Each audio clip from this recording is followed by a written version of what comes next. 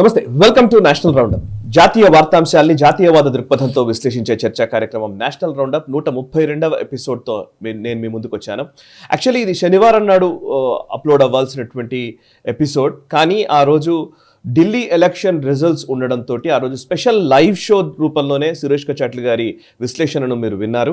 And కానీ national round up మనం ఖచ్చితంగా చేయాలి అనేది చాలామంది దీనికోసం ఎదురు చూస్తున్న వాళ్ళు కూడా ఉన్నారు.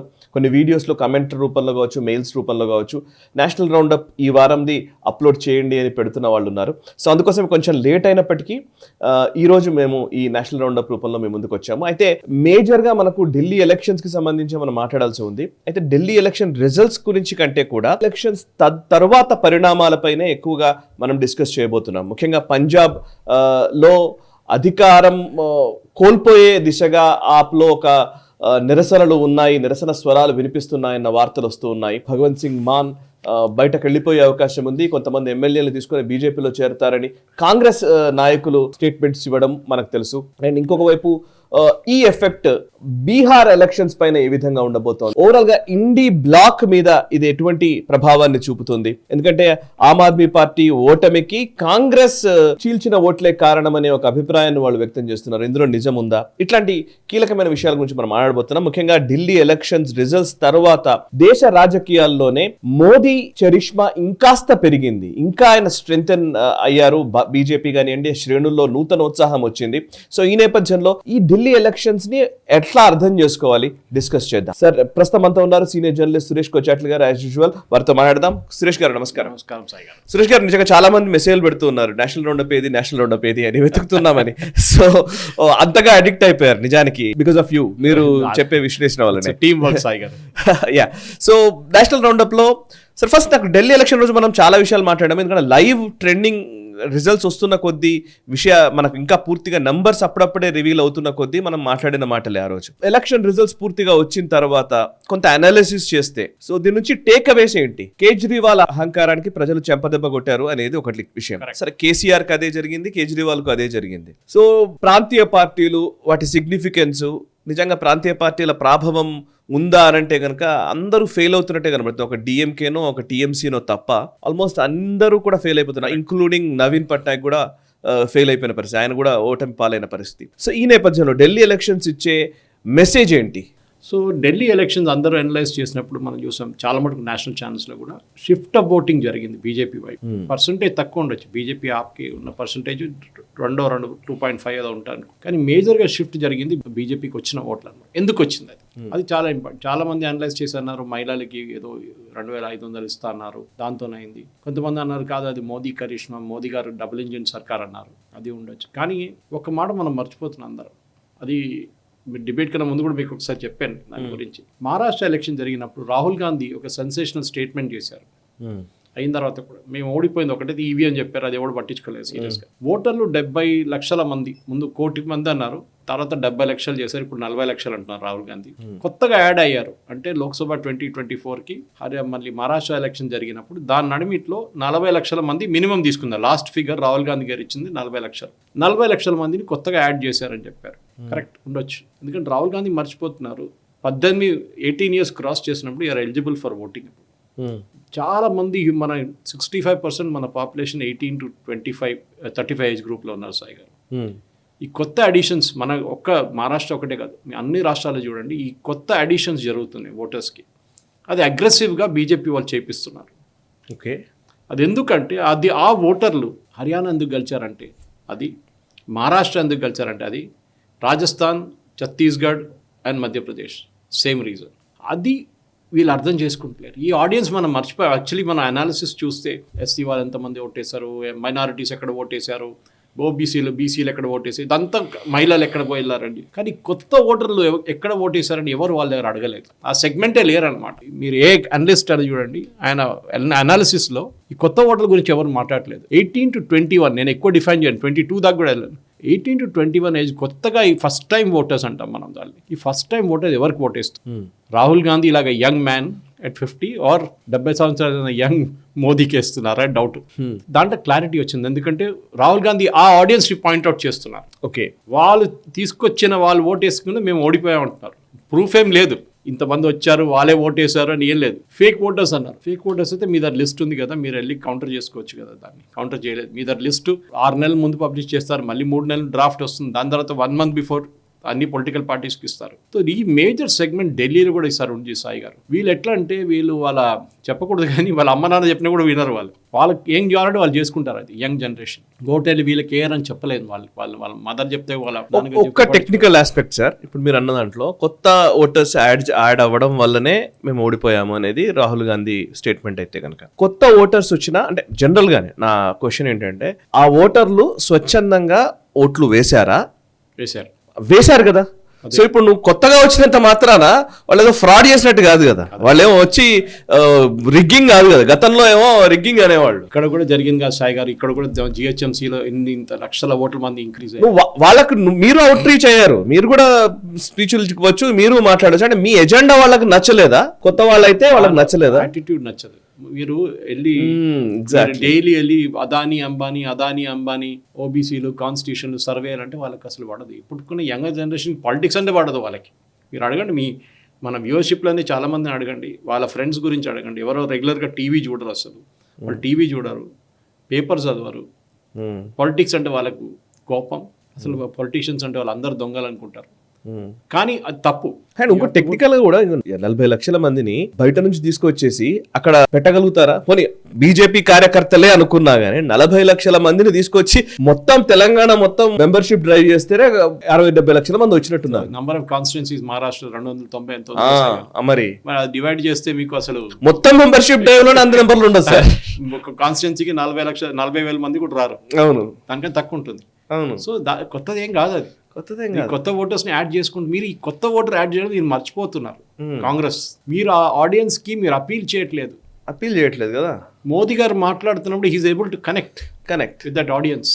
ఆయన వాళ్ళ లాంగ్వేజ్ మాట్లాడుతున్నారు. ఆర్టిఫిషియల్ ఇంటెలిజెన్స్ కానివ్వండి, మీరు చూడండి ఏ స్పీచ్ అయినా మోదీ గారు ఇస్తున్నప్పుడు ఏ కాన్ఫరెన్స్కి వెళ్ళినా మోదీ గారు ఇస్తున్న స్పీచ్కి దెర్ ఇస్ అ రిలేషన్. ఎవరు రాస్తారో అది డిఫరెంట్ థింగ్ ఆల్ టుగెదర్. కానీ ఆయన మాట్లాడుతున్నప్పుడు భారత్ మండపంలో వెళ్ళి ఏఐ సమ్మిట్లో మాట్లాడారు, ఇప్పుడు ఫ్రాన్స్లో ఉన్నారు, అక్కడ మాట్లాడుతున్నారు, కో చైర్ చేస్తున్నారు. ఆలోచించి ఒక 70 సంవత్సరాల ఒక leader who 70 years old is driving this. పక్కన 50-year-old young man is not able to do anything. ఆయన దాని గురించి మాట్లాడలేదు. రాహుల్ గాంధీ మాట్లాడుతున్న ఒకటే, క్యాస్ట్ సెన్సస్, ఓబీసీ, జ్యుడిషియరీలో ఎందుకు జడ్జిలు లేరు, ఐఏఎస్ లెవెల్లో సివిల్ సర్వీస్లో ఎందుకు ఓబీసీ. ఆయనకి ఇది ఒక్కటే ఫిక్సేషన్ వచ్చేసింది. లేకుండా అదానీ అంబానీ మొబైల్ ఫోన్ తీసుకొని ఈ మొబైల్ ఫోన్ చైనాలో తయారు చేశారు, ఇక్కడ ఏం చేయలేదు. మీరేం చేశారండి?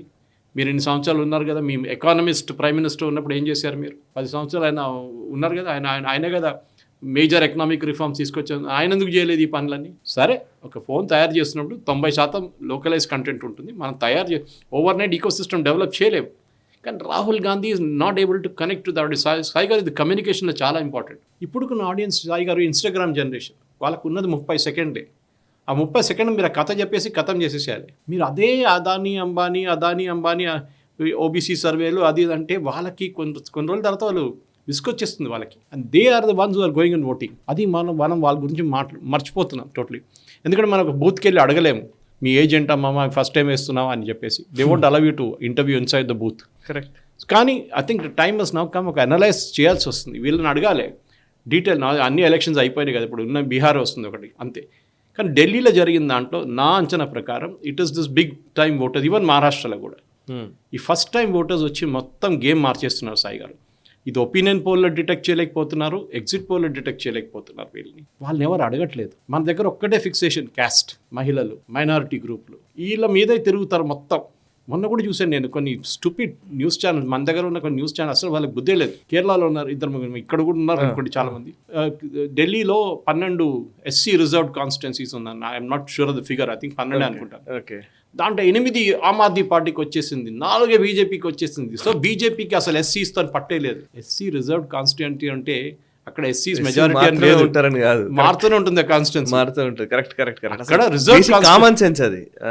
ఆలోచించండి. సో ఈ న్యూస్ ఛానల్స్ అనే వాళ్ళకి అసలు ఫిక్సేషన్ లేదు. వాళ్ళు అనుకుంటున్నారు SC రిజర్వ్డ్ అనగానే అక్కడ మొత్తం SCs ఉన్నారు. సో SCs అంటారు ఆల్మోస్ట్ 20% బీజేపీకి ఓటేశారు. సో మొత్తం బీజేపీకి అసలు సపోర్ట్ లేదు దళిత్స్ నుంచి. ఈ అనాలిసిస్లోనే మనకి అన్ని తప్పులు పడుతుంది సాయి గారు. ఎందుకంటే మీరన్నా కరెక్టే, స్టూపిడిటీ ఇది. We are losing the bigger picture. Correct. ఎందుకు గెలిచాము, ఓడిపోతే ఫస్ట్ టైం ఐఎమ్ హియరింగ్ ఈసారి ఎలక్షన్లో ఎవరు ఈవీఎం గురించి ఎవరు మాట్లాడలేదు సాయి గారు. మాట్లాడలేదు. ఏమైంది ఈసారి రాహుల్ గాంధీకి ఏ సీట్ రాలేదు, 0 వచ్చింది. రాహుల్ గాంధీ ఈవీఎం నుంచి ఓటర్ లిస్ట్కి వచ్చాడు. అదే 0 అక్కడ. నేను అనుకున్నాను ఈవీఎం తిడతారని. మరి కమ్యూనిస్టుల సంగతి చెప్పక్కర్లేదు మీరు. 8 సీట్లు పోటీ చేశారు ఢిల్లీలో, మీకు తెలుసా సాయి గారు? 8లో 100 కన్నా తక్కువ ఓట్లు వచ్చినాయి వాళ్ళకి. ఓకే. కాంగ్రెస్లో అక్కడ ఢిల్లీలో పోటీ చేసిన 70 స్థానాల్లో 67 స్థానాల్లో వాళ్ళు డిపాజిట్ పోయింది కాంగ్రెస్ క్యాండిడేట్స్. ఫిక్స్డ్ వాళ్ళు పెట్టిన డిపాజిట్ పోయింది. ఆలోచించి అంత దారుణమైన పరిస్థితి ఉంది. అప్పుడైనా ఆమ్ ఆద్మీ పార్టీకి 22 సీట్లు వచ్చినాయి. You should be good thankful for. దాంట్లో చాలా మటుకు మైనారిటీ డామినేటెడ్ కాన్స్టిట్యున్సీ. దాంట్లో ఒక మైనారిటీ డామినేటెడ్ కాన్స్టిట్యున్సీ బీజేపీ గెలిచారు. ఎంఐఎం వాళ్ళు తీసుకొచ్చి క్యాండిడేట్ పెట్టి బీజేపీ గెలిచారు అక్కడ. Okay. So see the tactic అనేది వీళ్ళు మర్చిపోతున్నారు. ఈ రాహుల్ గాంధీకి ప్రాబ్లం ఏంటంటే సాయి గారు, ఈ లీడర్షిప్ క్వాలిటీ లేదు ఆయనకు. ఆయనకి అసలు ఎవరో రాసిస్తారు, ఏదో కాగితం రాసిస్తారు, ఆ డ్రామా చేస్తారు. మనం చూసాం నాగాలాండ్ నుంచి ఇక్కడ నుంచి పిల్లల్ని పిలిపించుకొని కార్ గురించి మాట్లాడుతున్నారు. అసలు you can make out very clearly ఆ సెటప్ షో అనేది. ఆయన మొత్తం స్క్రిప్ట్ చేసి కంప్లీట్ ఎడిట్ చేసి నంబర్ ఆఫ్ కట్స్, దాంట్లో 6 కెమెరాలు 6 యాంగిళ్ళు. ఒక నార్మల్ మీరు ఒక ఇంప్రాంప్టు చేస్తున్నప్పుడు ఒక మొబైల్ ఫోన్తో తీస్తారు ఎవరైనా. అది చూడండి ఆ సెటప్ కంప్లీట్. సరే మీరు మోదీ గారి గురించి చెప్పొచ్చా, మోదీ గారు నిన్న పరీక్షా పై చర్చ చేశారు కదా అక్కడే, కరెక్ట్. కానీ మోదీ గారు స్పాంటేనియస్ పిల్లల దగ్గర అడుగుతున్నారు. ఇక్కడ మీరు you are not giving a chance. So ఈ ఎంటైర్ పిక్చర్ అది మీరు చెప్పినట్లు ఓడిపోయిన దాని వాళ్ళ గురించి మాట్లాడితే ఇంకోటి కేసీఆర్ అండ్ కేజ్రీవాల్ అని ఇప్పుడు అందరు కంపేర్ చేస్తున్నారు. ఇక్కడ ఒక ప్రగతి భవన్, అక్కడ ఒక శీష్ మహల్. ఈయన ఎవరిని గెలవరు కేసీఆర్, అక్కడ కేజ్రీవాల్ ఎవరిని గెలవరు. ఇద్దరు వచ్చిందని నేను ఆమ్ ఆద్మీ నుంచి వచ్చాను. ఇద్దరిది లిక్కర్ స్కామ్. ఇద్దరు డబ్బులు సంపాదించారు. ఏం లేని డబ్బులు లేని వాళ్ళు వచ్చి కోట్లు సంపాదించుకున్నారు. సో ఈ ఎంటైర్ థింగ్, ఎందుకంటే ఇప్పుడు ఢిల్లీ ఎలక్షన్ అనలైజ్ చేసినప్పుడు చాలామంది కోర్ ప్రిన్సిపల్స్ సాయి గారు బీజేపీ చేసిన ఫస్ట్ తప్ప అప్పుడు ఉండే ఏది సెక్యులరిజం గురించి ట్రిప్కి వెళ్ళిపోయారు బీజేపీ. మేము సెక్యులర్, సబ్కా సాత్, సబ్కా వికాస్, సబ్కా విశ్వాస్ అని. ఇప్పుడు వినవట్లేదు ఇప్పుడు కొన్ని రోజుల నుంచి. ఎందుకంటే మీ కోర్ ఓటర్ ఎవరు? They are Hindus. Of course, yes. మీరు వాళ్ళని నెగ్లెక్ట్ చేసి శివసేన చేసిన అన్నిటికంటే పెద్ద తప్పు శివసేన, ఉద్ధవ్ ఠాక్రే గ్రూప్. బాలాసాహెబ్ ఠాక్రే స్టార్ట్ చేసిన పార్టీ ప్రిన్సిపల్ పేరే శివసేన. మీరు మీ కోర్ ఐడియాలజీ నుంచి పక్కనకు వచ్చి మీరు వెళ్ళి ఇఫ్తార్ పార్టీలు అటెండ్ చేయడం కానీ చేయండి, ఎవరు వద్దట్లేదు. అది కాకుండా పోలీసుల రిజర్వేషన్ ఇస్తామని చెప్పి హామీ ఇవ్వడము, ఇది ఎంటైర్ కోర్ ఐడియాలజీ నుంచి తప్పుకున్నారు Sai garu. And that is what happened. Anna Hazare గారు చాలా మంచిగా చెప్పారు, డబ్బుల కోసం అమ్ముడు పోయాడు అని చెప్పి. Okay. Kejriwal. So this analysis చేస్తున్నప్పుడు యాంటీ కరప్షన్ క్రూసేడర్ నుంచి జైలుకి వెళ్ళిన మనిషి, ఆ బ్యాండ్ విత్ చూడండి ఎక్కడి నుంచి ఎక్కడ దాకా వెళ్ళిందని. చాలా ఇంపార్టెంట్. మీరు కూడా మాట్లాడారు దాని గురించి, అలయన్స్ పార్ట్నర్స్ గురించి. కరెక్ట్. చాలా ఇంపార్టెంట్. మీకు ఒక అలయన్స్ పార్ట్నర్ ఉన్నప్పుడు, and BJP to a large extent, except Jayalalithaa టైంలో ఒక చిన్న ఇష్యూ ఉండే వాళ్ళకి, దాని తర్వాత Shiromani Akali Dal. In fact Shiromani Akali Dal BJP form అయిన తర్వాత ఐ థింక్ 83 నుంచి అనుకుంటాను Sai garu, correct, subject to correction. Alliance, oldest alliance partner Shiromani Akali Dal పంజాబ్లో. కానీ ఏం చేశారు పంజాబ్లో? పైకి రానియలేదు బీజేపీని. Same thing Jayalalithaa did in Tamil Nadu. అది డిఎంకే ఉండొచ్చు, ఏఐడిఎంకే ఉండొచ్చు, బీజేపీని పైన రాలేదు. ఫస్ట్ టైం అన్నామలై గారు తీసుకొచ్చి బీజేపీ సింగ్ we'll grow on our own. Time తీసుకుంటాం, 5-10 సంవత్సరాలు తీసుకుంటాం, కానీ మేము we'll grow on our own. So alliance partners మీరు తోడు పెట్టుకున్నప్పుడు వాళ్ళని తీసి కరేపాకు పడేయకండి. ఇప్పుడు చాలామంది అన్నారు కాంగ్రెస్ వీళ్ళు కలిసి పోటీ చేస్తే బహుశా కేజ్రీవాల్ కలుస్తారు. మీరు అనలైజ్ చేసి చూడండి, సీట్ బై సీట్ 4 సీట్లలో, ఒకటి న్యూఢిల్లీ కేజ్రీవాల్ ఓడిపోయిన సీట్లలో స్పెసిఫికలీ వీళ్ళిద్దరు సందీప్ ఆయన దీక్షిత్ ఓటు తీసుకొస్తే కేజ్రీవాల్ గెలుస్తున్నాయి అంట. ఎందుకండి కాంగ్రెస్కి ఎందుకు వేశారు ఓట్లు? వాళ్ళు కేజ్రీవాల్ మీద కోపం ఉందని చెప్పి కాంగ్రెస్ ఓటేశారు. సో మీరు ఒక్క క్యాండిడేట్ పెడితే న్యూఢిల్లీలో ఎవరిని పెడతారు? కేజ్రీవాల్ పెడతారు, దీక్షిత్ ఉండరు. And nobody will vote for Kejriwal. ఆ ఓటు కూడా బీజేపీకి వచ్చేస్తుంది. మీరు 1+1 పాలిటిక్స్లో 1+1 ఇస్ నాట్ 2 సాయి గారు, 1+1 4 కూడా అవుతుంది. మీరు చెప్పినట్టుగా అలయన్స్ పార్ట్నర్స్ అన్నారు కదా సార్ ఇందాక. యాక్చువల్లీ అలయన్స్ పార్ట్నర్స్ లో Ramdas Athawale, RPI, Republican party of India అని ఒక్క ఎమ్మెల్యే కూడా లేరు. ఆయన కూడా గెలవలేదు నిజానికి. బట్ స్టిల్ ఆయనకు రాజ్యసభ ఇచ్చి ఆయన్ని సోషల్ వెల్ఫేర్ మినిస్ట్రీలో సహాయ శాఖ మంత్రిగా ఉన్నారు. MOS టు సోషల్ వెల్ఫేర్ అంటే సోషల్ జస్టిస్ అండ్ ఎంపవర్మెంట్ అనుకుంటా, సబ్జెక్టివ్ కరెక్షన్.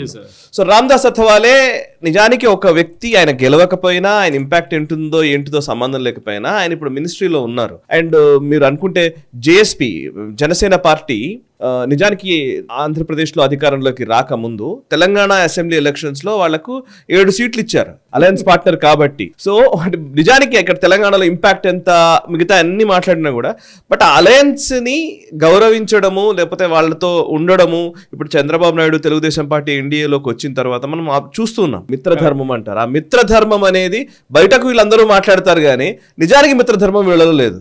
నిజానికి కమ్యూనిస్టులలో కూడా నాకు ఎప్పుడు అడుగుతుంటాను, సిపిఐ సిపిఎం వీళ్ళు మహాసభలు పెట్టిన ప్రతిసారి వాళ్ళ స్లోగన్ ఏంటంటే కమ్యూనిస్టుల ఐక్యత వర్ధిల్లాలి అని. వాళ్ళు ఎప్పటికీ ఐక్యతగా ఉండరు, అప్పుడు యూనైట్ అవ్వరేమో అని. 62లో కమ్యూనిస్ట్ పార్టీ ఆఫ్ ఇండియానే ఉండే ముందు, స్ప్లిట్ 60s లో జరిగింది మనకందరూ. అవును. అప్పుడు వాకౌట్ చేసి వీళ్ళు ఒక స్ప్లిట్ అయ్యి సిపిఎం ఫామ్ అయ్యారు. అవును, వీళ్ళు చైనా, వాళ్ళు రష్యా మార్క్సిస్ట్ ఫిలాసఫీ తీసుకొచ్చారు. మీ రిపబ్లికన్ పార్టీ గురించి చెప్పారు, అథావ్లే గ్రూప్. రిపబ్లికన్ పార్టీ ఫామ్ చేసింది ఎవరని మన దగ్గర చాలా మంది అడుగు తెలియదు. First was founded by somebody call Babasaheb Ambedkar గారు, బౌరా గాయక్వాడ్, దాదాసాహెబ్ రూప్వాలే వీళ్ళు ఫామ్ చేశారు. ఇప్పుడు 1956లో ఫామ్ చేశారు. Look at the emotional connection. ఆ ఎమోషనల్ కనెక్షన్ కోసమే ఈయన ఉంచుకున్నారు తోడు. రిపబ్లికన్ పార్టీ ఆఫ్ ఇండియా అంటే ఈవెన్ మన దగ్గర ఉన్న చాలా మంది పొలిటికల్ లీడర్స్ కూడా తెలియదు, it was Babasaheb Ambedkar's party. Correct. So Babasaheb Ambedkar party బీజేపీతో ఉంది ఇప్పుడు. కరెక్ట్, ఆయన పెట్టిన పార్టీ బీజేపీ. సరే, అది ఇట్ ఇస్ స్ప్లిట్ అయిపోయి చాలా splinter groups. Whatever it may be. This is called Athawale group. కేరళలో ఇంకొక ఆర్పీఐ ఉంది, రిపబ్లికన్ పార్టీ ఆఫ్ ఇండియా, అక్కడ ఉంది. వెస్ట్ బెంగాల్లో సపరేట్ ఇంకోటి ఉంది. కానీ అట్లీస్ట్ బీజేపీ వాళ్ళు మీరు చెప్పిన మాటకు ఆయన ఒక ఎమ్మెల్యే లేరు, ఎంపీ లేరు, రాజ్యసభని తీసుకొచ్చి ఆయన కూర్చోబెట్టారు మినిస్ట్రీలో. Because that is what coalition politics is all about. ఆయన 0 seats, ఆయన మీకు 10 ఓట్లు కూడా తీసుకురాలేరు ఇక్కడ. ఇప్పుడు మొన్న మహారాష్ట్ర ఎలక్షన్స్ లో కూడా పెద్దగా ఏం ఇంపాక్ట్ లేదు. సో ఆయన ఎందుకు ఉంచుకున్నారంటే దట్ ఇమేజ్ ఒకటి బీజేపీ బిల్డ్ చేశారు. మీరు ఎక్కడైనా చూడండి, మీరు ఈవెన్ యూ కమ్ టు తెలంగాణలో వచ్చి టీడీపీతో ముందు టైఅప్ ఉండే బీజేపీ, ఈసారి లేదు. ప్రాక్టికల్గా ఆలోచించండి. ఇప్పుడు నెక్స్ట్ ఎలక్షన్కి తీసుకుంటారో లేదు, ఎందుకంటే ఆ ఆంధ్ర తెలంగాణ సెంటిమెంట్ వెళ్ళిపోయింది ఇక్కడ, ఇంకా లేదు. No point in putting TDP here. Correct. TDP కూడా తెలుసా ఆ పాయింట్, మేము ఆంధ్రాలో ఉంటాం, మేము అక్కడ గెలుస్తాం, మేము అక్కడ ఉండిపోతాం అని చెప్పేసి. అలయన్స్ పార్ట్నర్స్ చాలా ఇంపార్టెంట్. నితీష్ కుమార్ చూడండి, వచ్చి 3 సార్లు 4 సార్లు వెళ్ళి వచ్చారు. కానీ లాస్ట్లో కూడా ఆయన ఏమన్నారు, నేను బీజేపీతోనే ఉంటా అన్నారు. బికాస్ ఒక లీడర్షిప్ లెవెల్లో క్రైసిస్ వచ్చినప్పుడు మాట్లాడడానికి ఎవరైనా ఉండాలి. సాయి గారు, Himanta Biswa Sharma was a Congress leader, senior Congress leader. ఆయన మీటింగ్ రాహుల్ గాంధీని కలవడానికి 2 వారాలు వెయిట్ చేసిన తర్వాత మీటింగ్ పెట్టినప్పుడు కుక్కకి బిస్కెట్ తినిపిస్తూ మాట్లాడుతున్నారు. కుక్క మీద ఎక్కువ. ఆ రోజు దిగిన హిమంత బిశ్వ శర్మ అక్కడి నుంచి స్ట్రేట్ బీజేపీ ఆఫీస్కి వెళ్ళారు. రెస్ట్ ఇస్ హిస్టరీ అంటారు ఇంగ్లీష్లో. ఇప్పుడు చూడండి, he's the most powerful person in the north east. Perfect. You have lost leaders, చాలా మంది leaders you have lost like this. ఎందుకు అని అర్థం కావట్లేదు. ఎందుకంటే వాళ్ళకి రాహుల్ గాంధీని కలవాలంటే 2 weeks వెయిట్ చేయాలి. ఇది మోదీ గారు కలుస్తారండి, ప్రెసిడెంట్ కలుస్తారు మిమ్మల్ని కావాలంటే. కానీ వీళ్ళ ఫ్యామిలీని చూసిన ఈవెన్ జయరాం రమేష్ చెప్పారు, అది చాలామంది చెప్పారు పార్టీలో.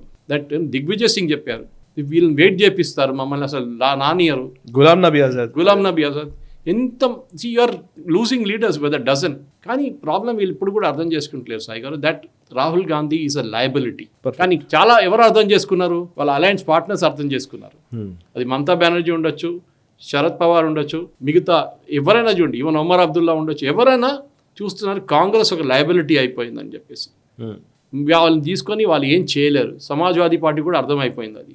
ఈ ఎలక్షన్లో, ఢిల్లీ ఎలక్షన్లో వాళ్ళు ఆమ్ ఆద్మీ పార్టీని సపోర్ట్ చేశారు. ఎస్పెషల్లీ యాదవ్స్, ఒక బార్డర్ ఏరియాలో ఢిల్లీలో చాలా మంది యాదవ్స్ ఉంటారు, యూపీ సైడ్ నుంచి, పూర్వాంచల్ సైడ్ నుంచి. వాళ్ళందరూ ఈసారి బీజేపీకి ఓటేశారు. So the point is very simple sir. మనం అనలైజ్ చేస్తున్నప్పుడు ఢిల్లీ ఎలక్షన్ గురించి, దీని గురించి మాట్లాడేటప్పుడు ఒక లీడర్షిప్ కేపబిలిటీ లేదు. అది మీరు ఒక కంపెనీ నడిపిస్తున్నారా, ఒక రాష్ట్రం నడిపిస్తున్నారా, ఒక దేశం నడిపిస్తున్నారా, ఏదైనా కేపబిలిటీ ఉండాలి. అది చాలా ఇంపార్టెంట్. నిన్న పరీక్ష పై చర్చ మోదీ గారు అదే అడిగారు. ఎవరు అడిగారు, పొలిటీషియన్స్ ఉంటే ఏంటంటే, you should not be correcting somebody. మీరు ఎవరిని కరెక్ట్ చేయక్కర్లేదు, నువ్వు ఇట్లా చేయాలని చెప్పేసి. They should be able to get inspired by you. Modi గారిని చూడగానే వీళ్ళు ఇన్స్పైర్ అయిపోతారు. అది ఒక స్టాండర్డ్ ఫార్మాట్ అయిపోయింది. పొద్దున్న ఎలక్షన్ గెలుస్తారు, సాయంత్రం కాగానే బీజేపీ ఆఫీస్లో మీటింగ్ ఉంటుంది.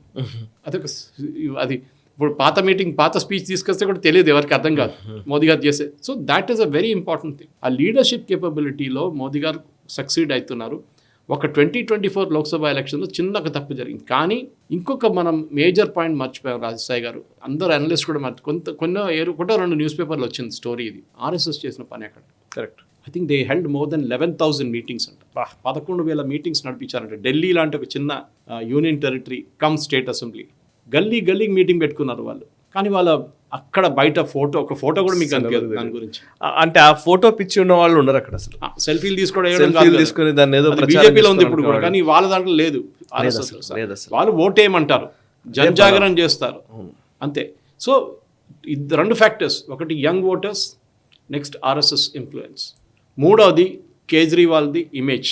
ఆ కేజ్రీవాల్ ఇమేజ్ ఏమై ఆలోచించండి, అందరూ ఓడిపోయారు, ఆతిషి ఇంకా 2-3 ఉన్నారు అంతే. అంటే ఈ అహంకారం కేసీఆర్ కూడా అదే ఉండే సాయి గారు, కామారెడ్డిలో ఓడిపోయింది కదా ఆయన, అహంకారం ఉండే. అది ఏ రోజు ప్రైడ్ కమత్ బిఫోర్ ఫాల్ అంటారు ఇంగ్లీష్లో. మీకు ఏ రోజు అహంకారం వస్తుందో అది రావణాసురుడికి వచ్చింది, కేసీఆర్కి వచ్చింది, కేజ్రీవాల్కి వచ్చింది. ఎందుకంటే అది you should never forget me original backing ఎక్కడి నుంచి వచ్చింది. మీకు ఇండియా అగేన్స్ట్ కరప్షన్ మూవ్మెంట్లో మన అందరు వెళ్ళి సపోర్ట్ చేశారు. పీపుల్స్ ప్లాజాలో మీటింగ్ పెట్టినప్పుడు అందరు వెళ్ళి కూర్చున్నారు అక్కడ. ఇండియా అగేన్స్ట్ కరప్షన్ మన అన్నా హజారే గారు దాన్ని ఈయన హైజాక్ చేసుకున్నారు. హైజాక్ చేసుకుని నేను వ్యాగనార్లో తిరుగుతున్నాను చెప్పే మనిషి 6 కార్లు పెట్టుకుని కాన్వాయ్లు తిరిగారు. నేను అసలు నా గవర్నమెంట్ ఇల్లు తీసుకోనని చెప్పి మంచి షీష్మాయిల్ కట్టాడు. ఇదంతా చేశారు సాయి గారు. సో ఐ థింక్ ఇక్కడ ఉన్న అన్ని పొలిటికల్ లీడర్స్కి ఒక లెసన్ ఢిల్లీ ఎలక్షన్. అది ఇంక్లూడింగ్ రేవంత్ రెడ్డికి చెప్తున్నాను నేను, ఇంక్లూడింగ్ చంద్రబాబు నాయుడుకి చెప్తున్నాను. ఎవరైనా ఉండండి, మీరు ఏ రోజు మీరు సిటిజన్స్ తను కట్ ఆఫ్ అయిపోతారు, మీరు ప్రగతి భవన్ తాళం వేసేశారు, పెద్ద పెద్ద బ్యారికేడ్ పెట్టేశారు, ఆ రోజు నుంచి మీ డౌన్ఫాల్ స్టార్ట్ అవుతుంది. అండ్ స్టార్ట్ అయింది కూడా. ఇప్పుడు చూడండి BRS leaders MLC election contest చేయలేకపోతున్నారు సాయి గారు, విత్డ్రా చేసుకుంటున్నారు, భయపడుతున్నారు డిపాజిట్ పోతుందా అని. సో ఆ పరిస్థితికి వచ్చేసారు ఇవాళ. సార్ ఇంకొకటి, ఇప్పుడు ఈ కేజ్రీవాల్ డిఫీట్, ఈ ఓటమి వల్ల పంజాబ్లో ఎటువంటి పరిణామాలు ఉంటాయి? ఇప్పటికే పంజాబ్ ముఖ్యమంత్రి మాన్తో కేజ్రీవాల్ సమావేశమయ్యారు.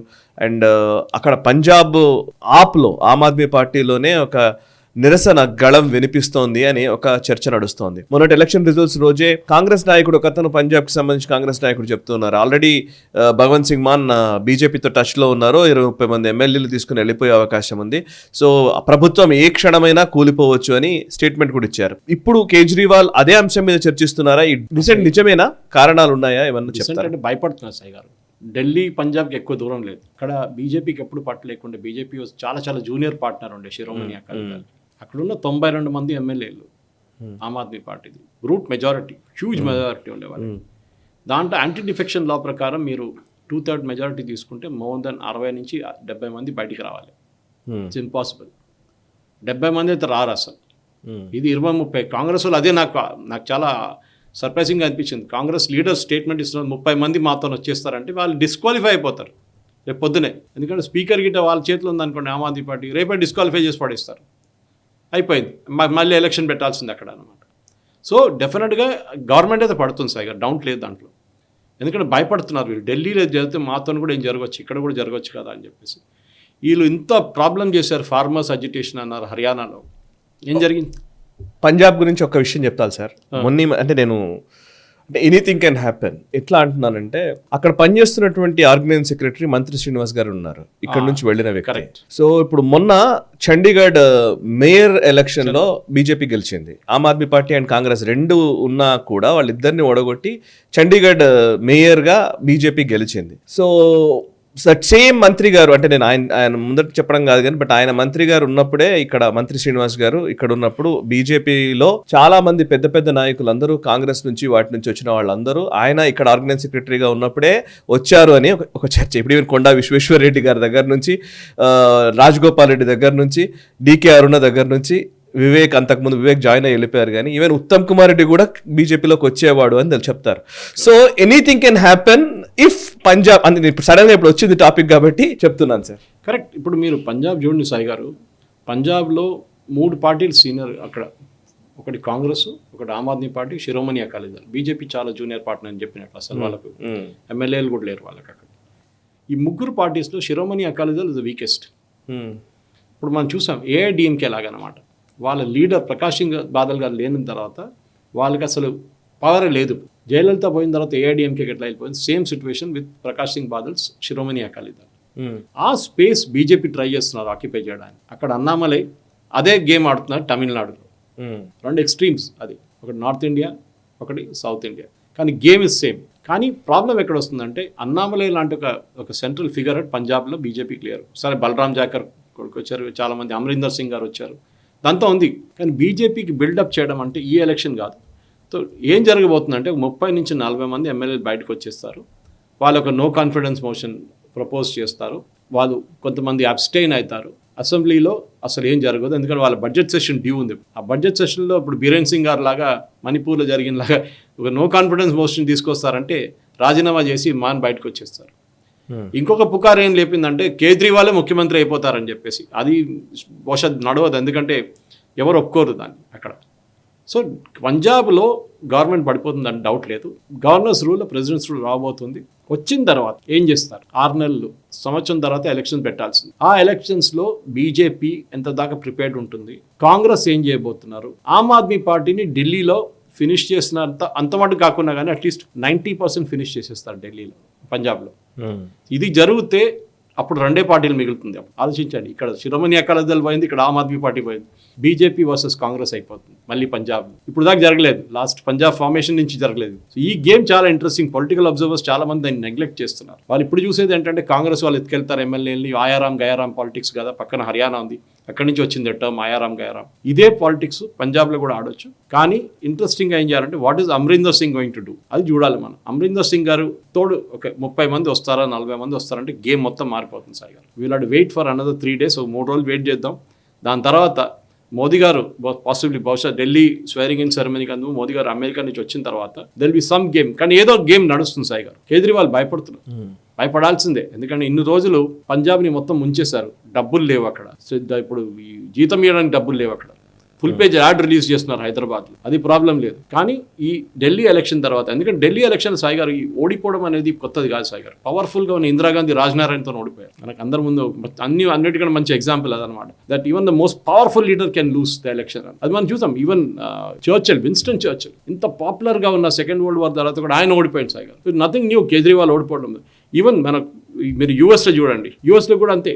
జాంబియా కెనెత్ కౌండా చాలా పాపులర్ ఉండే ఆయన ఓడిపోయాడు. యూఎస్లో George bush senior, he was very popular, ఓడిపోయాడు. కేజ్రీవాల్ ఓడిపోవడం పాపులారిటీ స్టేక్స్ కాదు, ఆయన మీద ఉన్న కరప్షన్ అలిగేషన్స్, ఆయన కోర్ ఫిలాసఫీ నుంచి డివేట్ చేసిన. డెఫినెట్గా పంజాబ్ కూడా దీంతో డెఫినెట్గా ఇంపాక్ట్ అవుతుంది సాయి గారు. ఎందుకంటే పంజాబ్లో ఉన్న ఎమ్మెల్యేలు భయపడుతున్నారు. కరెక్ట్. నెక్స్ట్ మేము మునిగిపోతామా ఇక్కడ అని చెప్పేసి. కరెక్ట్ సార్, నిజంగానే. ఇప్పుడు పంజాబ్ ఒకటి, ఇంకోటి ఢిల్లీ ఎలక్షన్స్ తర్వాత ఇప్పుడు రాబోయే బీహార్ ఎలక్షన్స్ పైన ఈ ప్రభావం ఎట్లా ఉంటుంది? చాలా ఉంటుంది. బీహార్లో ఇదే మళ్ళీ సక్సెస్ ట్రాక్ ని కంటిన్యూ చేస్తారా? డెఫినెట్గా. ఎందుకంటే ఇక్కడ 2-3 చేంజెస్ రావచ్చు సాయి గారు. ఒకటి, ఆర్జేడీ కాంగ్రెస్ అలయన్స్ కొంచెం డేంజర్లో ఉంది. ఎందుకంటే తేజస్వికి తెలిసిపోయింది కాంగ్రెస్ ఓట్లు తీసుకురాలేరు, మా ఓట్లు వాళ్ళకి వెళ్తుంది కానీ వాళ్ళ ఓట్లు మాకు రావు. ఓట్ ట్రాన్స్ఫర్ అంటాం మనం అలయన్స్లో. ఇది మీ ఓట్లు ఎంతో వాళ్ళకి వెళ్తుంది. ఇప్పుడు బీజేపీ కలిసి పోటీ చేస్తున్నారు, అలయన్స్ పోటీ చేస్తే జేడీయూ బీజేపీ కలిసి పోటీ చేస్తారు. బీజేపీ క్యాండిడేట్ లేని చోట్ల బీజేపీ ఓట్లు జేడీయూకి వెళ్తుందా లేదా? వెళ్ళాల్సిందే. కానీ ఒకసారి వెళ్ళదు. ఎందుకంటే మీ గ్రౌండ్ లెవెల్లో ఉన్న వర్కర్స్ పని చేయకపోతే ఓట్లు అంటే వాడికి ఎందుకే వెళ్ళాలి, నేను జేడీయూకి ఇంట్లో ఉంటానంట. అదే ఆ ఎమ్మెల్యే గెలిచి ఇప్పుడు మళ్ళీ మాకు కష్టం అవుద్ది, నేను గెలవకపోయినా పర్లేదు వాడికైతే గెలవద్దు అనుకుంటాడు కదా, లోకల్ లీడర్. ఆ సిచ్యువేషన్ ఉంటుంది. సో కానీ ట్రూ అలయన్స్ ఉన్నప్పుడు ఓట్ ట్రాన్స్ఫర్ డెఫినెట్గా జరుగుతుంది. సమాజ్వాదీ పార్టీ అండ్ కాంగ్రెస్ యూపీలో చేసింది అదే లోక్సభ ఎలక్షన్లో 2024. సమాజ్వాదీ పార్టీ వాళ్ళ అన్ని ఓట్లు కాంగ్రెస్ ట్రాన్స్ఫర్ చేశారు, కానీ కాంగ్రెస్ చేయలేదు సమాజ్వాదీ పార్టీ వైపు. సో ఇప్పుడు జరిగే బీహార్ ఎలక్షన్లో నా ఒక అంచనా, and maybe or may not come true, Nitish కుమార్ని జూనియర్ పార్ట్నర్ చేసేస్తారు సాయి గారు. ఆయన ఆల్రెడీ చాలాసార్లు చెప్పారు, నా లాస్ట్ ఎలక్షన్ అయిపోయింది అన్నారు, కానీ పాప ఆయన ఇప్పుడు దాకా రిటైర్ చేయనట్లేదు వీళ్ళెవరు. సో నితీష్ కుమార్ షిండేగా తయారవుతారు and somebody will become Fadnavis. ఆ సంబడి ఎవరు అనేది మనం చూడాల్సింది. ఎందుకంటే సుశీల్ కుమార్ షిండే గారే ఉన్నారు, కానీ ఇప్పుడు ఆయన లేరు. ఇప్పుడు సో ఆయన రీప్లేస్ చేయడానికి బీహార్లో ఒక టాల్ లీడర్ ఎవరు లేరు. రవిశంకర్ ప్రసాద్ గారిని పంపించచ్చు కావాలంటే, ఆయన ఒక లీడర్గా చూపించచ్చు, కానీ ఆయన న్యాచురల్ ఫ్యాన్ ఫాలోయింగ్ లీడర్ కాదు, ఆయన వన్ మ్యాన్ ఆర్మీ. సో బీహార్లో వచ్చే ఎలక్షన్, నెక్స్ట్ ఎలక్షన్ అదే పెద్ద ఎలక్షన్ రాబోతుంది. ఇప్పుడు బీహార్లో బీజేపీ సీనియర్ రోల్ తీసుకుంటారు and I think same strategy ఢిల్లీలో అడాప్ట్ చేసిన అదే స్ట్రాటజీ బీహార్లో అడాప్ట్ చేస్తారు. ఒక పెద్ద అడ్వాంటేజ్ బీజేపీకి ఎక్కడ అవుతుందని, ఒక మంచి కర్ర దొరికింది కొట్టడానికి వాళ్ళకి, ఎవరిని, కాంగ్రెస్ని, ఆర్జేడీని. యూనియన్ గవర్నమెంట్ బడ్జెట్ ప్రజెంట్ చేసినప్పుడు కాంగ్రెస్ ఎంపీస్, ఎస్పెషలీ సౌత్ నుంచి ఎంపీస్ ఇంక్లూడింగ్ మన తెలంగాణ ఎంపీస్ బీహార్ని తిట్టారు. ఇది బీహార్ బడ్జెటా, ఇది యూనియన్ బడ్జెటా అని చెప్పేసి. ఏం చేయక్కర్లేదు, ఆ రికార్డ్ చేసినదాన్ని హిందీలో మీరు ప్రెజెంట్ చేయండి అక్కడ, అంతే. గుజరాత్ లో ఎప్పుడు ఇదే చేస్తారట, బీజేపీ నాయకులు చెప్పేది అదే. మీరు అక్కడ వెళ్ళి బీహార్ వాళ్ళ దగ్గర వెళ్ళి చూడండి, మీ కాంగ్రెస్ వాళ్ళ ఎంపీలు చెప్పారు, మేము మీకు డబ్బులు ఇస్తే మిమ్మల్ని మీకు ఎందుకు డబ్బులు ఇచ్చామని అడుగుతున్నారు. కథం అక్కడే అయిపోతుంది గేమ్. వాళ్ళు ఈ బ్లండర్, బేసిక్ బ్లండర్ మీరు టీవీ ముందు చెప్పకూడదు, అన్ని వాళ్ళు క్లియర్గా చెప్పకూడదు. మీరేదో డిప్లొమాటిక్గా ఏదో చెప్పేసారండి, ఈ బడ్జెట్ ఏంటి ఇట్లా ఉంది, బీహార్ కాకుండా ఇంకా మిగతా రాష్ట్రాలు కూడా ప్రాంతీయ పార్టీలు మాట్లాడొచ్చు. ఇప్పుడు బీఆర్ఎస్ పార్టీ మాట్లాడిందంటే లెక్క, అక్కడ కాంగ్రెస్ చిన్న పార్టీలు ఆర్జేడీ చెప్తే ఇంకో మాట. కానీ ఆర్జేడీ చెప్పారు కదా మంచిది, వాళ్ళ స్టేట్ కి వస్తుంది, కానీ ఇది సౌత్ నుంచి వచ్చే ఎంపీస్, స్పెషల్లీ కేరళ నుంచి ఉన్న కాంగ్రెస్ లీడర్స్, కాంగ్రెస్ ఎంపీస్, అది కాకుండా కర్ణాటక నుంచి కాంగ్రెస్ ఎంపీస్, ఈవెన్ తెలంగాణ నుంచి ఎంపీస్ ఇదే మాట అన్నారు. బీహార్కి డబ్బులు ఇస్తున్నారు మీరు, మళ్ళీ బీహార్ ఓటర్లు మీకు ఓటు ఎందుకు వేయాలండి? వాళ్ళకి డబ్బులు ఇస్తే వాళ్ళు సంతోషిస్తారు. వాళ్ళకి కొత్త ఐఐటి ఎక్స్పాన్షన్ చేస్తున్నారు, కొత్త ఎయిర్పోర్ట్ కడుతున్నారు, 2-3 ప్రాజెక్ట్స్ వాళ్ళకి ఇచ్చారు ఈసారి. దాంట్లో తప్పేముంది సాయి గారు? తప్పేం లేదు. సో డెఫినెట్గా ఈసారి కూడా రాబోయే ఎలక్షన్లో బీహార్లో there will be an impact on the ground level. ఒకటి, ఈ బీజేపీకి ఈ ఎలక్షన్ తర్వాత కాన్ఫిడెన్స్ చాలా పెరిగింది సాయి గారు. ఒకటి Haryana was real turn around. BJP వాళ్ళు కూడా వాళ్ళ కళ్ళు ఎప్పుడు అనుకోలేదు ఇట్లా జరుగుతుందని. కరెక్టే, అట్లా జరిగిందనమాట. అక్కడ పోయింది అనుకున్న ఎలక్షన్ గెలిచారు. సో ఆ కాన్ఫిడెన్స్తో ఇప్పుడు బీజేపీ ఉన్నారు. మేము అథమెటిక్. ఇంకోటి, బీజేపీ ఎలక్షన్ మిషనరీ. మన ఆర్ఎస్ఎస్ గురించి మాట్లాడాం.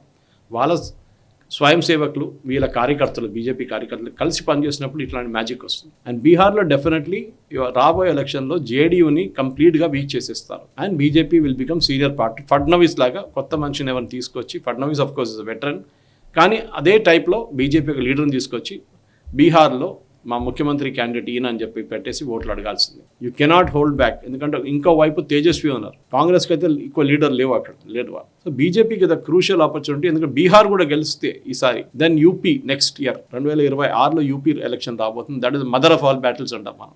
దాంట్లో మన ఈసారి అయోధ్యలో వచ్చిన ఒక అసెంబ్లీ బై ఎలక్షన్ రిజల్ట్ మనం చూసాం.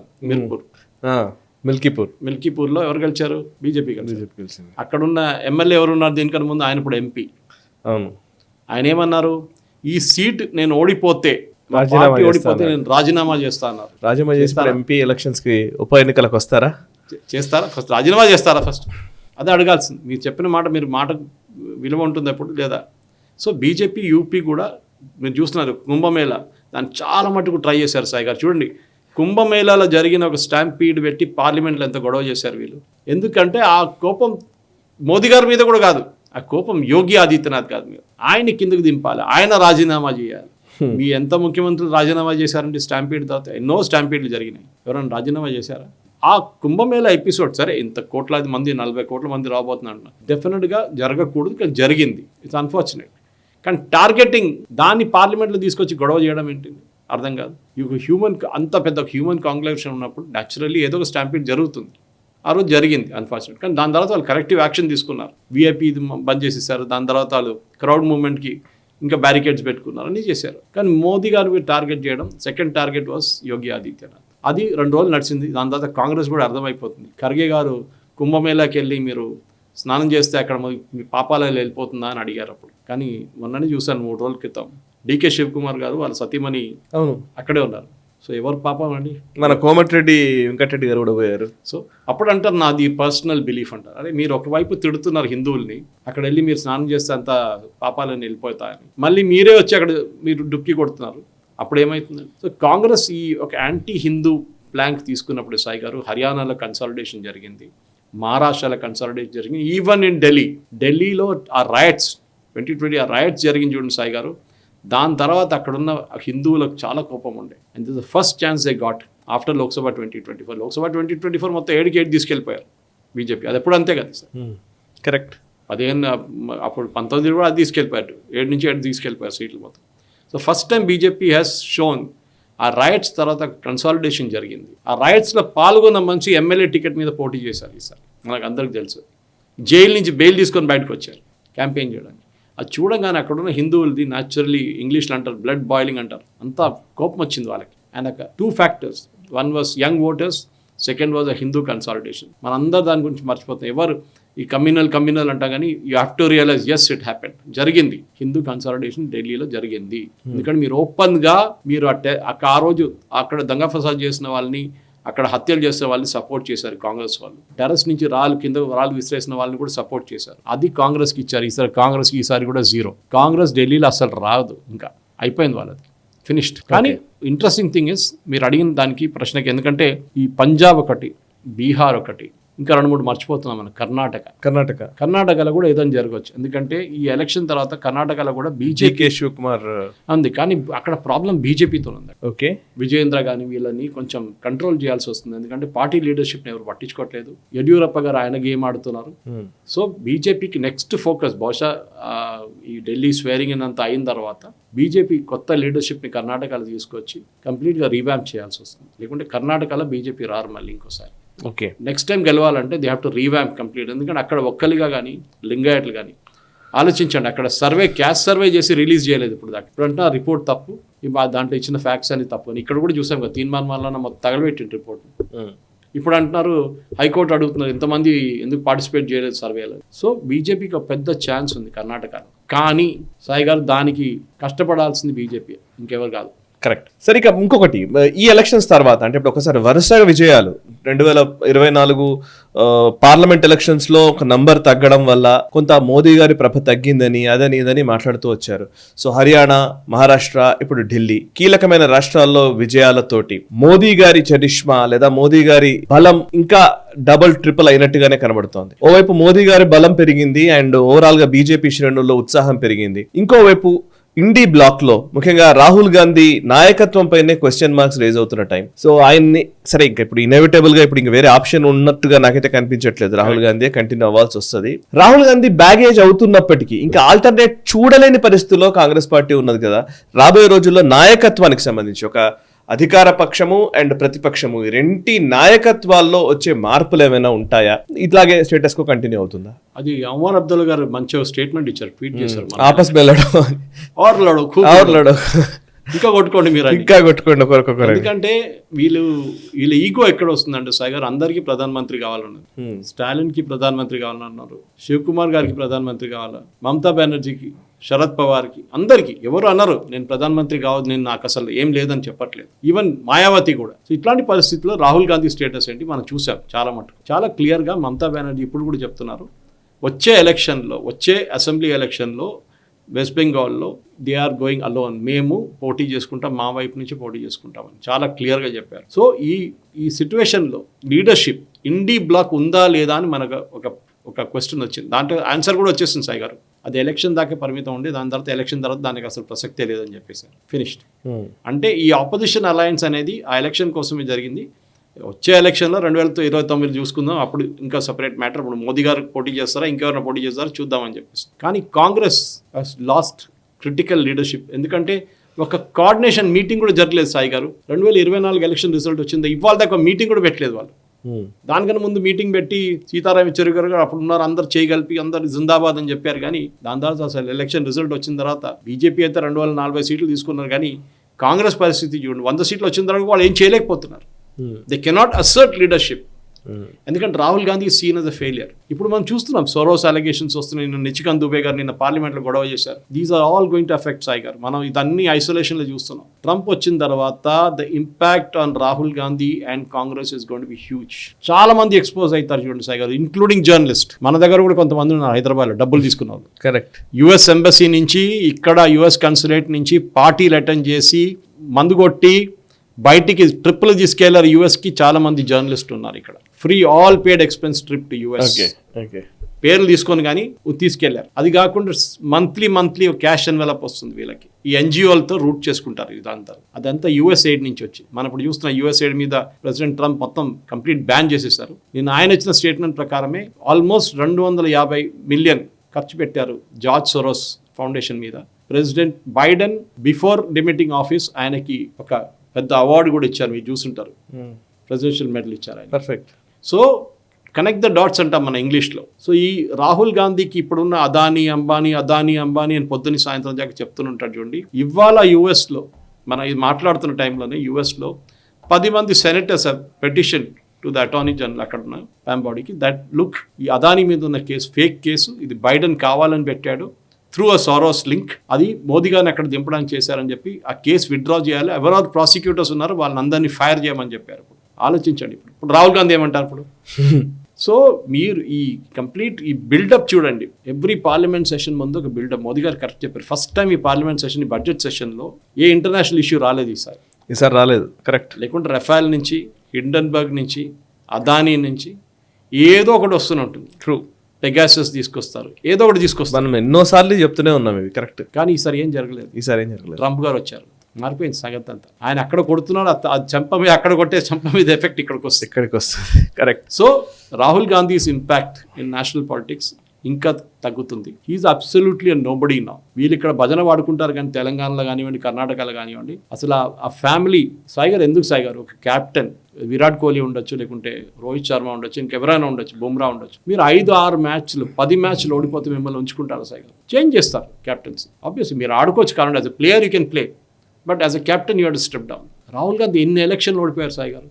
ఆయన ఒక చిన్న షేమ్ ఉంటుంది. అంటే ఇప్పుడు కెప్టెన్ మార్చినట్టే కదా, ఖర్గే ఉన్నాడు ఇప్పుడు అని అంటారు చెప్పడానికి. ఖర్గే గారు ఇక్కడ, ఖర్గే గారు వస్తే ప్రెసిడెంట్ బీఫామ్ కూడా ఇష్యూ చేయలేరు ఆయన.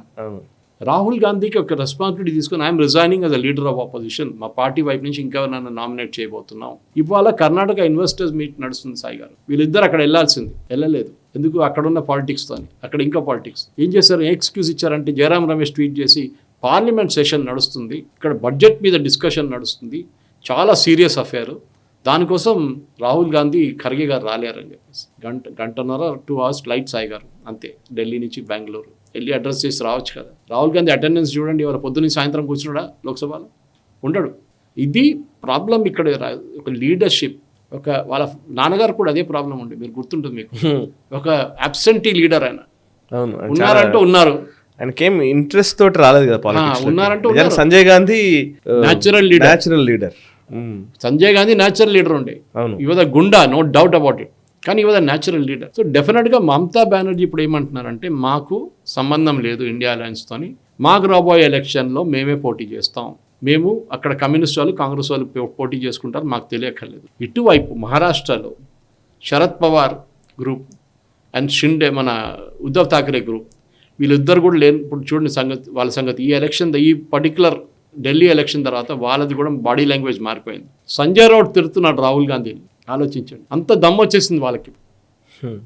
ఈ ఫెలో ఆడేం చేస్తాడు, ఏం చేయలేడు అని చెప్పేసి. అది వీళ్ళు అదే అర్థం చేసుకోరు వీళ్ళు సాయి గారు, అండ్ మన ప్రేక్షకులు కూడా అర్థం చేసుకోవాలి. ఎందుకంటే మనం అనలైజ్ చేస్తున్నప్పుడు ఇంకేదో సబ్జెక్ట్ ఇంకెందుకు తీసుకొస్తున్నారు రాహుల్ గాంధీ మీద, అది అంటే you have to analyse the entire thing in detail. Delhi election ఒక ఐసోలేషన్ కాదు, there are so many other elements in this Sai garu, and డెఫినెట్గా it is going to be Modi. మీరు అడిగిన క్వశ్చన్కి అదే I'm coming back to it. Strength 2024 election తర్వాత 2040 సీట్లు వచ్చిన చాలా మంది అన్నారు లేమ్ డెక్ గవర్నమెంట్ అన్న, అంటే వీక్ గవర్నమెంట్ అని. నాయుడు ఆడుకుంటాడు ఫుట్బాల్, నితీష్ కుమార్ ఆడుకుంటారు ఫుట్బాల్ అని. మొన్న నాయుడు గారు ఢిల్లీలో స్పీచ్ ఇచ్చారు ఒకటి, మీరు విన్నుంటారు. బీజేపీ లీడర్ కూడా అంత స్పీచ్ ఇవ్వరండి మోదీ గారి గురించి. అవును, అంత ఎక్కిచ్చేశారు మోదీ గారిని ఎక్కడో. అంటే నాయుడు కూడా తెలిసిపోయింది that if I go against this is what, నేను నా ఫైనల్ నా సంగతి ఇంత అయిపోతుందని. ఇంకా నేను చెప్తూనే ఉంటాను, నాయుడు గారిని ఆపడానికి బెస్ట్ ఇస్ పవన్ కళ్యాణ్ ఉంటే నాయుడు పక్కన జరగరు, ఎక్కడ వెళ్ళరు. మోదీ కన్నా కట్టర్ హిందుత్వవాది Pavan Kalyan, and he will not allow Naidu to go anywhere. ఏ పక్కన వెళ్ళి ఇంకో పార్టీని డిఫెక్ట్ చేయడం ఏం జరగదు. కరెక్ట్. ఇంకోటి నాయుడు గారు డబ్బులు కావాలి, కొత్త రాజధాని కట్టడానికి కానివ్వండి, మిగతా ప్రాజెక్ట్స్కి డబ్బులు కావాలి. అది స్టేట్ రీఆర్గనైజేషన్ కమిటీ కింద వచ్చే ఫండ్స్ అది వస్తున్నాయి ఇప్పుడు. సో డెఫినెట్గా మోదీ ఈస్ బికమ్ 2029లో సాయి గారు నాకు ఏ డౌట్ లేదు, ఫిర్ బార్ మోదీ సర్కార్ అని క్యాంపెయిన్ తీసుకొస్తారు, మోదీ గారే పోటీ చేస్తారు ప్రధానమంత్రిగా. కరెక్ట్, పార్టీ కాన్స్టిట్యూషన్ మార్చుకోవచ్చు, ఎక్కడ రాసిపెట్టలేదు 70 సంవత్సరాల తర్వాత మీరు పోటీ చేయకూడదని. మార్గదర్శక మండలిలో మన అద్వానీ గారిని, మురళీ మనోజ్ జోషి గారిని పంపించాం, కానీ మోదీ గారు వెళ్ళాలని అక్కర్లేదు అక్కడ. ఆయన హెల్త్ బాగుంటే డెఫినెట్ టచ్ వుడ్ ఆయన డెఫినెట్గా 2029లో కూడా పోటీ చేయొచ్చు. ఎందుకంటే ఒక ఇమేజ్ తీసుకొచ్చారు సాయి గారు, టఫ్ లీడర్, డిసిషన్ తీసుకుంటారు. కరెక్ట్. రాహుల్ గాంధీకి ఏం లేదు, అది మోదీ గారికి ఉందన్నమాట. సో డెఫినెట్గా మీరు చూసుకుని ఇంకా చూడండి, కొంచెం ముందుకు వెళ్తూ మోదీ గారు by 2nd year or 3rd year రాగానే ఆయన రూల్లో ఇప్పుడు ఇంకా చూడండి స్కీమ్స్ కొన్ని పెండింగ్ స్కీమ్స్ ఉన్నాయి, అది కూడా తీసుకొస్తారు ముందు. అండ్ ఈ యంగ్స్టర్స్కి ఉన్న సొల్యూషన్స్, ఇప్పుడు ప్యారిస్లో నేను చెప్పినట్ల ప్రెసిడెంట్ మ్యాక్రాన్తోని he is holding a meeting AI గురించి, అక్కడ కోచ్ చేస్తున్నారు. ఆ లాంగ్వేజ్ ఆయన భారతదేశానికి రిటర్న్ తీసుకొస్తారు, స్టార్టప్ కల్చర్ గురించి మాట్లాడతారు. ఇంకా రాబోయే రాహుల్ గాంధీ చెప్పినట్ల కొత్త 70 లక్షల ఓటర్లని కూడా ఒక్కొక్క స్టేట్లో బీజేపీ తీసుకెళ్ళిపోతారు. ఎందుకంటే ఇప్పుడు మన దగ్గర 100 కోట్ల మంది ఓటర్స్ ఉన్నారు సాయి గారు. నెక్స్ట్ ఎలక్షన్ వచ్చేదాకా 2029 ఎలక్షన్ వచ్చేదాకా that number will go to 105 crores minimum. 105 కోట్లలో 70% మంది ఓటేస్తే కూడా మీకు 70 కోట్ల మంది. నేను ఒక లింక్ ఇచ్చాను, దాన్ని చాలా ఇంట్రెస్టింగ్ లింక్ ఏంటంటే మనం ఇక్కడ ప్రయాగ్రాజ్లో ఎంతమంది వచ్చారు సాయి గారు మహాకుంభకి? రాబోతున్నారు 40 కోట్లు. భారతదేశం పాపులేషన్ 140 కోట్లు, దాంట్లో ఓటింగ్ పాపులేషన్ 100 కోట్లు. 40 కోట్ల మంది వచ్చారంటే 40% మంది ఓటర్లు వచ్చి మహాకుంభలో స్నానం చేసి వెళ్ళారు. మీ ఖర్గే గారు వాళ్ళు తిట్టారు, నెక్స్ట్ ఎలక్షన్లో వాళ్ళు చూసుకుంటారు. ఢిల్లీలో కూడా అదే జరిగింది. ఢిల్లీలో దాని ఇన్ఫ్లుయెన్స్ ఉండే కొంచెం, వీళ్ళు కుంభమేళా మీద ఎంత నవ్వారు కాంగ్రెస్ వాళ్ళు, ఆ ఇంపాక్ట్ కాంగ్రెస్ వాళ్ళ మీద పడ్డది. దానికోసం 70లో 67 స్థానాల్లో వాళ్ళు డిపాజిట్ పోయింది కాంగ్రెస్ది. కమ్యూనిస్ట్ వాళ్ళైతే మనం చెప్పాం 100 కన్నా తక్కువ ఓట్లు వచ్చినాయి. కమ్యూనిస్ట్ 8 సీట్లు పోటీ చేశారు ఢిల్లీలో, 100 కన్నా తక్కువ ఓట్లు. ఒకరైతే 500 వచ్చినాయి, 500 ఓట్లు అంట. అంటే వాళ్ళ పార్టీ వాళ్ళు కూడా ఓటేయలేదు అనుకుంటారు ఢిల్లీలో. ఆ పరిస్థితికి వచ్చారు. దారుణం సాయి గారు. అండ్ డెఫినెట్గా ఢిల్లీ ఎలక్షన్ మీరు అనలైజ్ చేస్తే చాలా మట్టుకు బీజేపీ వైపు నుంచి కానివ్వండి, కాంగ్రెస్ వైపు నుంచి చాలా ఇంట్రెస్టింగ్ ఉంది సాయి గారు. బీజేపీ వాళ్ళ క్యాండిడేట్స్ మనం చూద్దాం ఒకసారి, చిన్నగా ఒక డైవర్షన్ అన్నమాట అది. సెకండ్ టర్మ్కి 47 మంది పోటీ చేశారు సాయి గారు ఈ బీజేపీ వైపు నుంచి ఎలక్టర్లు. ఓకే బీజేపీ 6 మందిని రీటైన్ చేసుకున్నారు లాస్ట్ ఎలక్షన్ నుంచి, వాళ్ళందరూ గెలిచారు. 100% స్ట్రైక్ రేట్. సో ఈసారి 47 మంది ఎలక్టర్లు వేస్తే సెకండ్ అంటే బీజేపీ కాంగ్రెస్ కలిపి 47 మంది పోటీ చేస్తే ఎమ్మెల్యేలు సెకండ్ టర్మ్ పోటీ చేశారు 70 సీట్లలో. దాంట్లో 26 మంది ఓడిపోయారు. దాంట్లో కేజ్రీవాల్, మనీష్ సిసోడియా, వీళ్ళందరూ ఉన్నారు. ఆలోచించండి. సో యాంటీ ఇన్కంబెన్సీ ఎంత స్ట్రాంగ్గా ఉంది. వేరస్ బీజేపీ స్ట్రైక్ రేట్, బీజేపీకి 6 ఎమ్మెల్యేలు 8 నుంచి 6 మంది పోటీ చేశారు. ఈసారి 6 గెలిచారు. ప్లస్ వాళ్ళకి మిగతా వాళ్ళు ఉన్నారు, అందరు కలిసి 42 వచ్చింది. So strike rate for BJP 100%, వీళ్ళకి 50% స్ట్రైక్ రేట్ కూడా లేకుండా. ఆమ్ ఆద్మీ పార్టీ 36 మంది ఎమ్మెల్యేలు రిపీట్ చేశారు. 47 అని చెప్పాము కదా, 47లో వీళ్ళు 36 ఉన్నారు ఆమ్ ఆద్మీ, మిగతా వాళ్ళు బీజేపీ వాళ్ళు. ఈ 36 ఎమ్మెల్యేలు కొత్త ఫేస్ అన్ని తీసుకుని ఈ 36లో 14 మందే గెలిచారు సాయి గారు, 22 ఓడిపోయారు. డీటెయిల్గా అనాలిసిస్ చేస్తే కూడా తెలిసిపోతుంది దట్ ఈ ఆమ్ ఆద్మీ పార్టీ ఎమ్మెల్యేలు కూడా 5 మంది జంప్ అయ్యి మిగతా పార్టీలు వచ్చి కాంటెస్ట్ చేశారు, దాంట్లో 2 గెలిచారు. సో వీళ్ళు ఇంకో పార్టీ నుంచి పోటీ చేస్తే కూడా ఓడిపోయారు ఆమ్ ఆద్మీ. అంత కోపం ఉండే జనాలకి. ఈ ప్రాబ్లం ఇది వీళ్ళు అర్థం చేసుకోవాలి. పంజాబ్లో ఎందుకు ఇంత భయపడుతున్నారని మీరు అడిగారు స్టార్టింగ్ ఆఫ్ ద డిబేట్లో. ఇదే రియాక్షన్. ఎందుకంటే ఢిల్లీ అనేది ఒక మైక్రో ఇండియా సాయి గారు. తెలుగులు ఉన్నారు, తమిళన్స్ ఉన్నారు, అందరూ ఉన్నారు. కానీ అక్కడ ఉన్నారు ఈ 2 పెద్ద పాపులేషన్ అక్కడ. ఒకటి జాట్ పాపులేషన్ హర్యానా వైపు నుంచి, పంజాబీ కాలనీస్ అంటే సెటిల్మెంట్ ఏరియాస్, అంటే వాళ్ళందరూ ఫ్రీడమ్ తర్వాత మన 47 తర్వాత వచ్చి సెటిల్ చేసిన వాళ్ళు రెఫ్యూజీస్, పంజాబీ కాలనీస్ ఉన్నారు, పంజాబీ ఏరియాస్ ఉన్నారు అక్కడ ఢిల్లీలో. ఇంకోటి కొత్తగా పూర్వాంచల్. ఈ ఎలక్షన్ సాయి గారు మన డిబేట్లో కూడా చెప్పాను మీకు, Delhi is a unique state. 11 లక్షల మంది గ్యాప్ ఉంది సాయి గారు మహిళలు పురుషుల నడిమిట్లో. ఏ స్టేట్లో ఇప్పుడు తెలంగాణలో అంటున్నారు మహిళలు పురుషుల కన్నా ఎక్కువ ఉన్నారంట అక్కడ. మనం చేసిన సర్వే, అది ఎంత క్రెడిబిలిటీ ఉందో మనకు తెలియదు. సో ఆలోచించండి. అట్లీస్ట్ పోనీయండి, అంత కాకుండా కానీ ఒక 50-50 అని పెట్టుకోవచ్చు, లేకుంటే 50-47 అని పెట్టుకోవచ్చు, ఏదైనా జరగవచ్చు. కానీ ఢిల్లీలో 11 లక్షల మంది గ్యాప్ ఉంది. ఎందుకంటే ఈ పూర్వాంచల్ నుంచి, బీహార్ నుంచి, యూపీ నుంచి వచ్చి సెటిల్ చేసిన వాళ్ళు వాళ్ళ ఫ్యామిలీని తీసుకురారు. వాళ్ళు ఫ్యామిలీని అక్కడే ఉంచుకుంటారు. వాళ్ళు అప్పుడప్పుడు డబ్బులు పంపిస్తారు, చాట్ పూజకి వెళ్తారు, దివాళీకి వెళ్తారు, హోలీకి వెళ్తారు, వచ్చేస్తారు. సో ఈ గ్యాప్లో ఈసారి మహిళలు వచ్చి బీజేపీకి ఓటేస్తారు, బీజేపీని కల్పించారని చెప్పారు. 11 లక్షల మంది తక్కువ ఉన్నారు మహిళలు వేశారు డెఫినెట్గా ఓటు. కానీ వాట్ హ్యాపెండ్, పురుషులు కూడా ఓటేశారు. మీరు అందరికీ బస్సు ఫ్రీ అంటే, కరెంట్ ఫ్రీ అంటే నడవదు. ఎక్కడో ఒక ప్లేస్లో కేజ్రీవాల్ ఇమేజ్ దెబ్బతిన్నది సాయి గారు. మురికి వాళ్ళు ఉండొచ్చు, మీరు ఢిల్లీకి వెళ్ళి చూడండి, ఇప్పుడు కూడా డ్రింకింగ్ వాటర్ పరిస్థితి దారుణం. అక్కడ తాగే నీళ్ళు ట్యాంకర్లలో వస్తుంది. ఇప్పుడు కూడా మోదీ గవర్నమెంట్ నెక్స్ట్ 6 నెలల్లో చేయాల్సిన ఢిల్లీలో చాలా ఇంపార్టెంట్ సాయి గారు. ఒకటి రోడ్స్, ఒకటి అక్కడ ఉన్న ఇంటీరియర్ రోడ్స్. మనం వెళ్ళి ఢిల్లీ చూస్తున్నప్పుడు మెయిన్ రోడ్ చూస్తాం, చాణక్యపురి కానివ్వండి, పార్లమెంట్ దగ్గర జన్పత్, కర్తవ్య పత్ అని చూసిన తర్వాత వావ్ అంటాం మనం, ఢిల్లీ ఇది ఎంత బాగుంది ఢిల్లీ అని. కానీ ఢిల్లీ అసలు అక్కడ కాదు. ఢిల్లీ ఉండేది ఇంకొంచెం అవుటర్ ఢిల్లీకి వెళ్ళండి, చాలా దారుణమైన పరిస్థితి. యమునా క్లీనప్ చాలా పెద్ద ప్రాజెక్ట్. షూర్ మోదీ గారు ప్రామిస్ చేశారు ఇదంతా. నెక్స్ట్ రీఆర్గనైజ్ కాలనీస్, జుగ్గి జోపడీలు, ఇల్లీగల్ కాలనీస్ చాలా ఉన్నాయి అక్కడ, దాన్ని రెగ్యులరైజ్ చేయండి. ప్రధానమంత్రి ఆవాస్ యోజన కింద ఇల్లు కట్టివ్వండి. ఇదన్నీ స్టెప్ బై స్టెప్ మోదీ గారు డెఫినెట్గా చేస్తారు. ఐఎమ్ షూర్ ఢిల్లీ యూనిట్ కూడా తెలుసు ఇదంతా. ఇంకా మోదీ గారు ఇదన్నీ ప్రామిస్ చేశారు అప్పుడు ఎలక్షన్ టైంలో. ఢిల్లీ బీజేపీ కన్వర్ట్ చేసి ఒక మోడల్ స్టేట్ లాగా తీసుకొస్తే నెక్స్ట్ 3 సంవత్సరాల లోపల వచ్చే ఎలక్షన్ బీజేపీ కన్ను మూసుకొని ఇంకా 22 ఎమ్మెల్యే కూడా ఉండరు ఆప్కి అప్పుడు. బీజేపీకి 48 వాళ్ళు 60 దాకా వెళ్ళిపోతారు బీజేపీ. దేశవ్యాప్తంగా ఇంపాక్ట్ కూడా ఉంటుంది. ఢిల్లీ డబుల్ ఇంజిన్ సర్కార్ అన్నారు. లీడర్లు అక్కడికి పోతారు, అక్కడ ఉండడం చూడడం అన్ని ఉంటాయి. డబుల్ ఇంజిన్ సర్కార్ అని ఎందుకు అన్నారు సాయి గారు? ఎందుకంటే ఇదే కదా, దానికి తప్పేముంది? Yes correct. మీరు మాకు ఓటేయండి, తెలంగాణలో కూడా అదే అన్నారు బీజేపీ లీడర్స్ వెళ్ళి ఇక్కడ లోకల్ పాపులేషన్ దగ్గర మాకు ఓటేయండి, మా గవర్నమెంట్ తీసుకురండి, మేము ఫండ్స్ ఇప్పిస్తాం. దానికి తప్పేం లేదు. మీ రీఆర్గనైజేషన్, మీ నెగోసియేషన్ మీద ఉంటుంది సాయి గారు, చాలా ఇంపార్టెంట్. ఎందుకంటే చంద్రబాబు నాయుడు గారు నేర్చుకున్నారు చాలా మంచిగా ఈసారి. లాస్ట్ టైం ఆయన కొట్లాడారు, అది చేశారు, ఇది చేశారు, కానీ ఈసారి హీ నోస్ నాకు డబ్బులు కావాలి, మోదీ గారి దగ్గర వెళ్తాను, తిరుమల లడ్డూలు ఇస్తాను, ఒక షాల్ వేసేస్తాను, డబ్బులు తీసుకొచ్చేస్తాను. రాష్ట్రం కోసం చేయాల్సిందే. There is no harm. అది ఎవరైనా కానివ్వండి. యూఎస్లో చూడండి, ఇప్పుడు యూఎస్లో వాళ్ళ 50 స్టేట్స్ వాళ్ళు బార్గెన్ చేసుకుంటారు. Correct. We want this money, we want this for development. ఒక ఫ్లడ్ వస్తే, హరికేన్ వస్తే, ఏదైనా వస్తుంది, కానీ అది కాకుండా కూర్చొని మోదీ గారిని తిట్టడం, పొద్దున్న లేసి మోదీ గారు డబ్బులు ఇవ్వలేదు, మోదీ గారు డబ్బులు ఇవ్వలేదు. ఎందుకు ఇవ్వాలండి డబ్బులు? మోదీ గారు మీరు ఓటు వేయలేదు, మోదీ గారు ఓటు వేయండి. ఇక్కడ వచ్చి మోదీ గారు 10 ప్రాజెక్టులు పెడతారు మీకోసం కావాలంటే. బీహార్కి అదే చేస్తారు కదా, తెలంగాణ కూడా చేస్తారు, ఆంధ్రాకి చేసి చూపిస్తున్నారు. అది చాలా important Sai garu. Right sir, thank you very much sir. Thank you very much Suresh Kochetla garu. చాలా విషయాలు మీరు ఓపికగా వివరించారు. అండ్ ఢిల్లీ గురించి ఒక పూర్తిగా 360 degrees అనాలిసిస్ ఇచ్చారు మీరు. Thank you very much sir. చాలా విషయాలు అర్థమయ్యేలాగా మా ప్రేక్షకులకు తెలియజేసినందుకు థ్యాంక్ యూ. సో చూసారు కదా, ఇది నేషనల్ రౌండప్. ఈ వారం నేషనల్ రౌండప్ మీకు నచ్చింది అనుకుంటాను. ఢిల్లీ ఎలక్షన్స్ తర్వాత జరిగే పరిణామాల మీద చాలా ఆసక్తి ఉంది. ఏమైనా జరగవచ్చు. అంటే ఇప్పుడు పంజాబ్లో ప్రభుత్వం కూలిపోతుందా ఆమ్ ఆద్మీ పార్టీది అనేది ఒక క్వశ్చన్ నడుస్తూ ఉంటే, ఇంకోవైపు ఇండీ బ్లాక్ ఏం జరుగుతుంది. అండ్ ఇప్పుడున్న పరిస్థితుల్లో మోదీ గారి బలం 10 పెరిగింది ఈ 3 రాష్ట్రాల ఎన్నికల్లో వరుస విజయాలతోటి. సో ఇప్పుడు ఆయన తీసుకునే డిసిషన్స్ ఏ విధంగా ఉంటాయి, ఇట్లాంటి అనేక అంశాలకు సంబంధించి సురేష్ కొచ్చెట్ల గారి విశ్లేషణ మీకు నచ్చింది అనుకుంటున్నాను. ఈ వీడియో నచ్చితే కనుక లైక్ చేయండి, 10 మందికి షేర్ చేయండి. మీ కమెంట్స్ ద్వారా మీ అభిప్రాయాల్ని మాతో పంచుకోండి. మనసా వాచా కర్మణ దేశహితం కోసం పరితపించే నేషనలిస్ట్ గ్రూప్ ఆఫ్ ఛానల్స్ని సబ్స్క్రైబ్ చేసుకొని జాతీయవాద జర్నలిజాన్ని ప్రోత్సహించండి. Thank you very much.